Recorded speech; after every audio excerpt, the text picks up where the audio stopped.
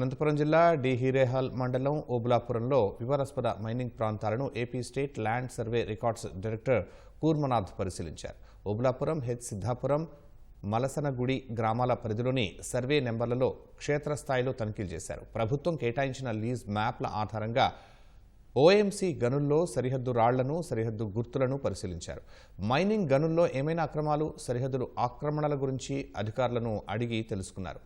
మరో 15 రోజుల్లో సర్వే నివేదికను సుధాంశు ధూలియా కమిటీ ముందు ఉంచుతామన్నారు.